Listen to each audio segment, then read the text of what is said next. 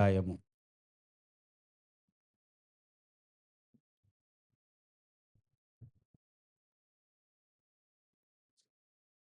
చదువుతున్నాను చూడండి మొదటి వచనము. కావున మీరు ప్రియులైన పిల్లల వలె దేవుని పోలి నడుచుకొనుడి. క్రీస్తు మిమ్మును ప్రేమించి పరిమళ వాసనగా ఉండుటకు మన కొరకు తను తాను దేవునికి అర్పణముగాను, బలిగాను అప్పగించుకొనెను. అలాగుననే మీరును ప్రేమ కలిగి నడుచుకొనుడి. దేవునికి స్తోత్రం. మన రక్షకుడైన మన ప్రభు అయిన యేసు క్రీస్తు మనల్ని ఎంతో ప్రేమించాడంట. దేవునికి స్తోత్రం. ప్రేమించిన మన ప్రభువు పరిమళ వాసనగా ఉండుటకు, ఎలా ఉండుటకు? ఎవరి యొద్దనైనా మంచి సువాసన వచ్చినట్లయితే, ఎవరి యొద్ద అయినా మధురమైన వాసన వచ్చినట్లయితే, మనము వారి ప్రక్కనే కూర్చోవాలనుకుంటాం. ఆ రహస్యం ఏంటో కూడా తెలుసుకోవాలనుకుంటాం. యేసు ప్రభువు పరిమళ వాసనగా ఉన్నాడంట. దేవుని స్తోత్రం. ఎందుకంటే ఆయనలో ప్రేమ ఉన్నది. ఏమున్నది? ప్రేమ ఉన్నది. ఆయన మనలను ప్రేమించాడు గనుక పరిమళ వాసనగా అనేకులకు పరిమళ వాసనగా ఉన్నాడు. ప్రేమ కలిగి నడుచుకొనుడి. దేవుని స్తోత్రం చెల్లిద్దాం. ఈ నూతన సంవత్సరములో మనము కూడా మంచి సువాసన ఇవ్వాలని. దేవుని స్తోత్రం. ఈ మాట అనగానే మీరు గబగబా వెళ్ళి పెర్ఫ్యూమ్స్ అన్నీ కొనుక్కొచ్చుకుంటారు. మీ అందరికంటే ఎక్కువ నేను వాడతా. నేను ఆ పెర్ఫ్యూమ్స్ గురించి నేను మాట్లాడటం లేదు. ఆ అత్తరు తెచ్చుకొని మనం రాసుకొని చూసారా? పాస్టర్ గారు కూడా చెప్పారు మంచి వాసన రావాలంట. అవి వాడటం మంచిదే కొంతవరకు. మన చెమట వాసన చెప్పండి పక్కనోళ్ళకెళ్ళకుండా. అసలు దేవుడు కోరుకునే పరిమళ వాసన ఏమిటి? నీవు నేను ఈ సంవత్సరములో కొందరికి సువాసనగా ఉండాలి. మీరు ఎలా జీవించాలని మీరు అనుకుంటున్నారో మీరు నిర్ణయం చేసుకోండి ఇప్పుడు. దేవుడు ఏమని కోరుకుంటున్నాడంటే, మీరు పరిమళ వాసనగా ఉండాలి. మన జీవితము పరిమళ వాసన అవ్వాలి. మనము ఇతరులకు మంచి సువాసన దేవుని స్తోత్రం. మనల్ని చూసినప్పుడు, మన మాట వింటున్నప్పుడు, మన నడక చూస్తున్నప్పుడు, మన ప్రవర్తన చూస్తున్నప్పుడు గబ్బు వాసన రాకూడదు. ఇస్సాకు వృద్ధాప్యములో తన పెద్ద కుమారుడికి కూర్చోమ్మా, అటు ఇటు తిరక్కొని కూర్చోండి. తన పెద్ద కుమారుడికి ఒక పని అప్పగించాడు. అతడు వెళ్ళి ఆ పని చేసి వచ్చేలోపు చిన్న కుమారుడు ఏం చేశాడు? పెద్ద కుమారుడు చేయాల్సిన పనిని చిన్న కుమారుడు ముందుగానే చేసి వచ్చేసాడు దగ్గరికి. అప్పుడు ఆ తండ్రి "నువ్వెవరు" అంటే, "నేను ఏశావును" అంటాడు. "నన్ను పట్టుకొని చూడనియ్యి, నువ్వు ఏశావువా? ఏంటో నీ స్వరం వింటంటే యాకోబు స్వరంలాగుంది, పట్టుకుంటేనేమో" భలే మోసం అండి. కన్న తండ్రిని మోసం చేశారు. ఈ యాకోబు ఎంతటోడో చూసారా?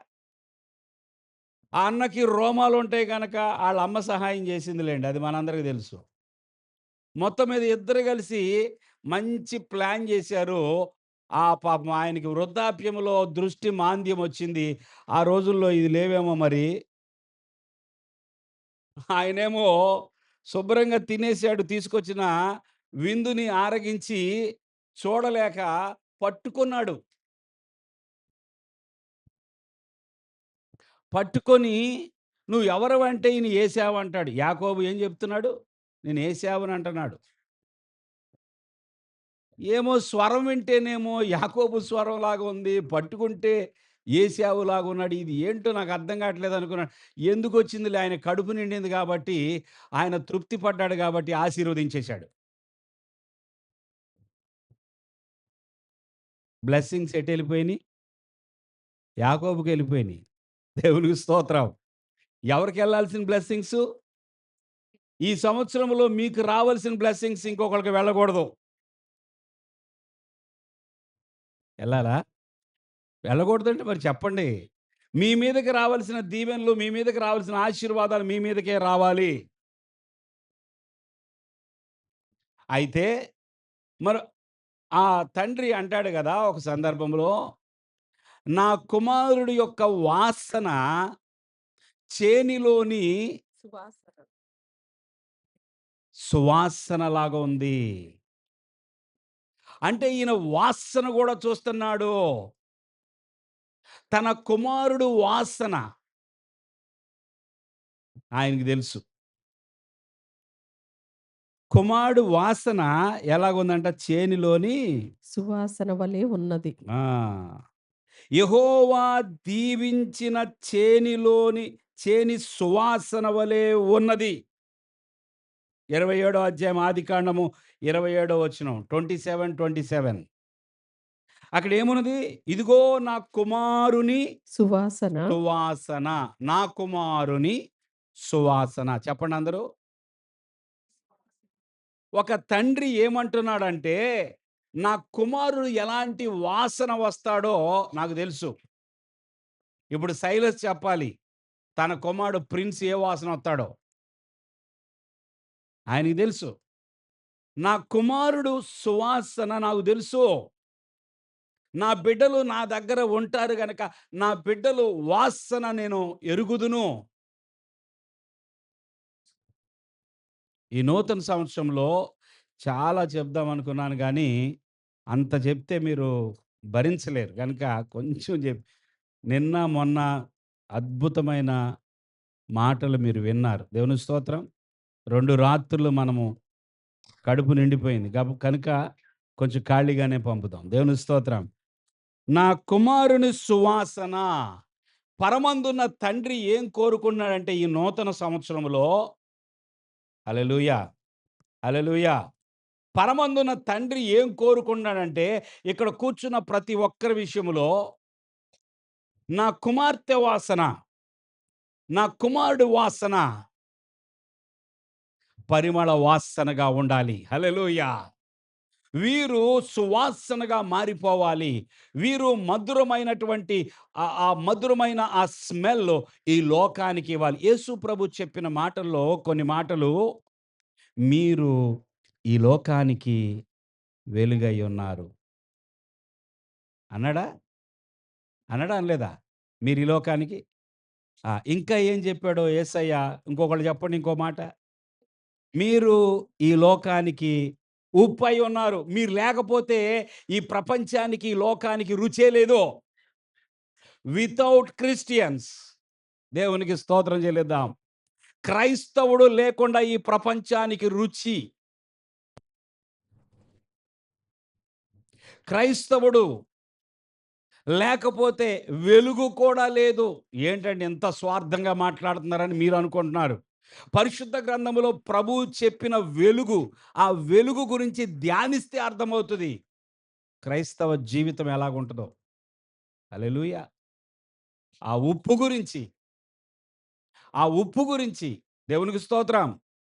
ఇప్పుడు సువాసన. హల్లెలూయా! మనము ఈ లోకానికి సువాసననివ్వాలి. ఈ భూమి మీద అనేకులకు పరిమళ వాసనగా మారాలి. మారాలి అంటే ఏం జరగాలంటే మనము బలిపీఠం మీద పెట్టబడాలి. దేవుని స్తోత్రం చెల్లించండి. యేసు ప్రభు పరిమళ వాసనగా మారడానికి ఆయన చేసిందేంటంటే బలి. అదే కదా మనం చదివిందక్కడ. హల్లెలూయా! ఆయన చూడండి మరొకసారి జ్ఞాపకం చేస్తున్నాను ఈ మాట. క్రీస్తు మిమ్మును ప్రేమించి ప్రేమించి పరిమళ వాసనగా ఉండుటకు ఉండుటకు మన కొరకు తన్ను తాను ఆ! దేవునికి అర్పణముగాను, అర్పణముగాను, బలిగాను బలిగాను. అప్పగించుకొనెను. ఇప్పుడు ఎవరైనా పరిమళ వాసనగా ఉండాలి అంటే దేవునికి అర్పణముగాను. స్తోత్రం చెల్లిద్దాం. దేవునికి బలిగాను అప్పగించుకోవాలండి. బలి అవ్వడం ఎవరికిష్టం? ఎవ్వరికిష్టం ఉండదు. అవునా? బలికిష్టమేనా అంటే, నేను గాదు ఆ పక్కామెని ఇవ్వండి బలంటారు. ఏంటి బలి? మనము దేవునికి బలి అవ్వడం అంటే ఏంటి? మన ఇష్టాన్ని చంపుకోవడం. దేవుని స్తోత్రం చెల్లించండి. మన ఇష్టాన్ని, మన కోరికలను చంపుకొని, దేవుని ఇష్టాన్ని చేయటమే మనము దేవునికి బలిగా అర్పించబడటం. దేవునికి స్తోత్రం. బలిపీఠము మీద అగ్ని నిత్యము మండుచుండవలెను. చదివారా ఈ వాక్యం? ఎక్కడ? ఆ! కొంతమంది లైట్ వెలిగింది. దేవునికి స్తోత్రం. బలిపీఠము మీద అగ్ని నిత్యము మండుచుండవలెను. కరెక్ట్‌గా ఈ టైంలో పెట్టినట్టున్న రాత్రి అదే మాట. బలిపీఠం మీద అగ్ని ఆరిపోకూడదు. క్రైస్తవ జీవితం ప్రభువునెరిగిన బిడ్డల జీవితం ప్రభువు కొరకు మనము సజీవ యాగముగా మారినప్పుడే సువాసనవుతాం. దేవునికి స్తోత్రం. సజీవ యాగముగా ఒక వ్యక్తి తనను తాను అర్పించుకున్నాడు. తనను తాను దేవునికి బలిగా హల్లెలూయా! దేవునికి బలిగా అప్పగించుకున్నాడు అనేది ఎప్పుడు అర్థమవుతుందో తెలుసా? వారికి దేవునికి మధ్య ఉన్న సంబంధం. దేవుని స్తోత్రం. వారికి దేవునికి మధ్య ఉన్న సంబంధం. నూతన సంవత్సరం రోజునంట ఒక ఇద్దరు పిల్లలు స్కూలుకి వెళ్ళారు. అందరితో పాటు, వాళ్ళ స్నేహితులతో పాటు. జాన్వరి 1 రోజు టీచర్ గారు క్లాస్ రూమ్‌లోకి రాగానే పిల్లలందరూ లేచి హ్యాపీ న్యూ ఇయర్ సార్ అని జెప్పారంట. ఏమని జెప్పారు? ఆ సార్ గూడా పిల్లలందరికీ హ్యాపీ న్యూ ఇయర్ జెప్పాడు. అంతేగా మనకు గూడా పొద్దున్నే ఇప్పుడు చాలామంది చెప్పబోతున్నారు. కనబడ్డ ప్రతి ఒక్కరు కూడా happy new year, happy new year, happy new year. దేవుని స్తోత్రం. సరే టీచర్ అడిగారంట, మీరు నూతన సంవత్సరాన్ని ఎలా ఆ వేడుకను ఎలా జరుపుకున్నారంటే, ఒక పిల్లోడు లేచి, "నేను కొత్త బట్టలు వేసుకున్నాను సార్" అన్నాడు. ఇంకొకడు లేచి, "మా ఇంట్లో చాలా అనేకమైన రకాల తిండులు, ఆహారం తయారు చేసింది మమ్మీ. నేను చాలా రకాల ఫుడ్స్ తిన్నాను రాత్రి" అన్నాడు. ఇంకొకడు లేచి, "మేమైతే అసల ఎన్ని టపాసులు పేల్చామో." ఏంటిది? నూతన సంవత్సర సెలబ్రేషన్. ఒక్కొక్క పిల్లవాడు ఒక్కొక్కటి చెప్తున్నాడు. నేనిలా సెలబ్రేట్ నేను అలా సరే ఇద్దరు మాత్రం మౌనంగా ఉంటే టీచరు వాళ్ళిద్దరిని లేపి, అన్నా, చెల్లెలు, "అరె! మీరేం చెప్పట్లేదు. రాత్రి జాన్వరి 1లోకి ఎంటర్ అవ్వగానే మీరు ఎలా సెలబ్రేట్ చేసుకున్నారు?" అని చెప్పి అడిగాడు. వాళ్ళన్నారంట, "సార్ మేము కొత్త బట్టలేసుకోలేదు సార్." "అవునా?" అందరూ పక పక నవ్వుతున్నారంట. "మా ఇంట్లో ఏమి స్పెషల్ ఫుడ్ కూడా వండలేదండి మమ్మీ." అందరూ నవ్వుతా ఉన్నారంట. "మా ఇంట్లో టపాసులు కూడా పేల్చలేదండి." అందరూ నవ్వుతా ఉన్నారంట. వేస్ట్, వేస్ట్, వేస్ట్ ఈళ్ళు వేస్ట్ అసల. ఈళ్ళకి న్యూ ఇయర్ ఎలా సెలబ్రేషన్ చేసుకోవాలో వీళ్ళకి తెలీదే తెలీదు. చూడండి చాలామంది మనం ఇక్కడ కూర్చుంటే బయటున్నవాళ్ళు అనుకుంటున్నారు, ఈళ్ళకేం తెలుసండి న్యూ ఇయర్ సెలబ్రేషన్ మనదిరా సెలబ్రేషన్ అంటే. అనుకుంటున్నారా? అనుకోవట్లేదా? ఈళ్ళేందో ఎళ్ళిపోయి ఆ రూమ్‌లో, ఆ గదిలో అందరూ కుక్కుకొని కూర్చున్నారు గాలి ఆడుకోకుండా. ఎప్పుడో 8:30కి స్టార్ట్ జేశారు. ఇప్పుడు దాకా అక్కడుండి ఏం జేస్తున్నారు ఈళ్ళు? ఈళ్ళకేం తెలుసు ఎంజాయ్‌మెంట్ అంటే? అనుకుంటున్నారా? అనుకోవట్లేదా బయట? అనుకుంటారు. ఆళ్ళకి తెలిసిన ఎంజాయ్‌మెంట్ ఎన్నో రకాలుగా ఉంది. రకరకాలుగా ఉంది. తెల్లారిపాటికి ఎవరు ఎక్కడుంటారో, ఎలాంటి స్థితిలో ఉంటారో గూడా తెలీదు. అలాంటి న్యూ ఇయర్ సెలబ్రేషన్ ఈ రాత్రి జరుగుతుంది. ప్రపంచమంతటా చాలామంది మనకులాగా ఉన్నారు దేవుని సన్నిధిలో. చాలామంది భయంకరమైన స్థితిలో ఉన్నారు. ఈ రాత్రి జరిగే పాపాలకు ఈ ఒక్క రాత్రి జరిగే పాపాల లిస్టు సంవత్సరమంతా గూడా జరిగిద్దా లేదా అన్నట్టు ఉంటదనమాట కొన్ని చోట్ల. అంత అంధకారంలో సరే ఈ టీచరు మరి ఏమీ చేయలేదంటున్నారు. ఏం చేశారంటే, ఆ పిల్లలన్నారంట, "అయ్యా మా వీధిలో ఎవరెవరైతే టపాసులు పేల్చి, ఎవరెవరైతే రోడ్ల మీద తిరిగి, అంత గలీజ్ గలీజ్ చేశారో, మా వీధిలో, మా కమ్యూనిటీలో ఆ రోడ్లన్నీ తిరిగి చెత్తంతా వేరేసి శుభ్రం చేశామయ్యా. నూతన సంవత్సరం గదా!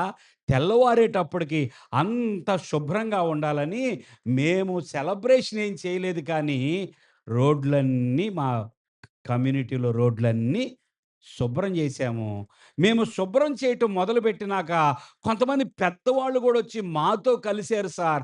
వాళ్ళు కూడా కలిసి శుభ్రం చేశారు. ఆ తర్వాత మేమందరం ఒక తీర్మానం చేసుకున్నాం.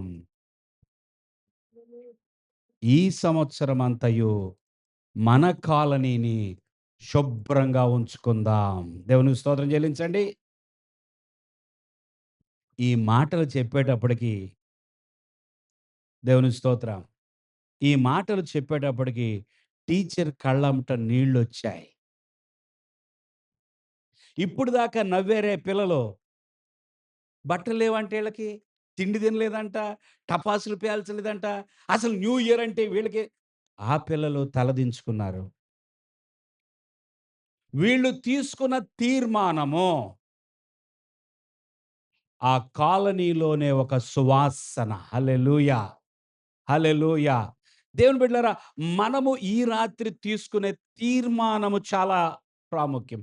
నిజమే కొంతమంది ఆహ్, నాకు తెలిసి ఇప్పుడు చాలా టైం అయిపోయిందిగా. 12 తర్వాత కొన్ని రిజల్యూషన్స్ తీర్మానాలు చేసే ఉంటారు. రేపటి నుంచి రాత్రి పూట రైస్ తినను. పొట్ట పెరిగిపోతుంది. రేపటి నుంచి పొద్దున్నే జిమ్‌కెళ్తాను. రేపటి నుంచి ఏయో కొన్ని తీర్మానాలు జేస్తారు. ఖచ్చితంగా చేసుకొనుంటారు కొంతమంది. ఆ తీర్మానాలు జేసుకొని పడుకుంటారు గదా! తెల్లారితే ఇక ఫస్టు అంతేగా? జనవరి. చిటుక్కున గడిచిపోయిద్ది జనవరి. ఫిబ్రవరి. పొద్దున్నే జిమ్‌కి ఆబ్సెంట్. రాత్రి రైసు మరలా పెరిగింది. అంటే అనేక తీర్మానాలు ఎలాంటియంటే ఆ పూటకే. మనం కూడా ఎన్నో సార్లు ప్రభువా! నేను ఎలాగైనా సరే పరిమళ వాసనగా ఉండాలనుకుంటున్నానయ్యా. ఎలా ఉండాలనుకుంటా? చూసుకో ప్రభువా ఇక నువ్వే. నేను ఎంత సువాసనగా మారిపోతానో, నువ్వు నా దగ్గరకొచ్చేస్తావయ్యా. అంత సువాసనగా నేను ఉండుటానికి కొన్ని తీర్మానాలు తీసుకుంటున్నాను ప్రభువా! అని మనము కూడా అనొచ్చేమో చాలా సంతోషం. ఈ రాత్రి ఒక్క తీర్మానమైనా తీసుకొనే వెళదాం. ఎవరో సాక్ష్యం చెప్పారిందాక. ఆ! శైలజ్ బ్రదర్. తీర్మానం తీసుకున్నాడాయన. ఏమని? ప్రతి ఆదివారము ఆరాధనకి రావాలని గాదు. బల్ల తీసుకోవాలి. దేవునికి స్తోత్రం. బైబిల్ స్టడీకొస్తున్నాడులెండి ఆయన. అది గూడా అప్పుడప్పుడు. ఈ సంవత్సరం అలా చేయడు. బైబిల్ స్టడీ ఖాయమిక. హల్లెలూయా! బైబిల్ స్టడీ మిస్ అవ్వగాడు ఇక. ఆదివారం సాయంకాలమున మోజేస్ గారికి ఆళ్ళ కుమారుడికి కూర్చోబెట్టి, నేను బల్ల ముందు ఏం చేస్తానో తెలుసా? ఆళ్ళని అడగండి తర్వాత. పొద్దున చెప్పిన మెసేజి షార్ట్ చేసేసి 5 నిమిషాల్లో పొద్దున చెప్పిన సందేశం అంతటిని కుదించి వాళ్ళకి చెప్పి బల్లేస్తా. ఏంటి నా బాధ? ఆళ్ళు మిస్ అయిపోతున్నారు. కనీసం ఈ 5 నిమిషాల్లో పొద్దున చెప్పిందంతా 5 నిమిషాల్లో చెప్పి బల్లివ్వడం ద్వారా ఆయన ఆత్మీయంగా బలపడతారని. దేవుని స్తోత్రం. మన తీర్మానము హల్లెలూయా!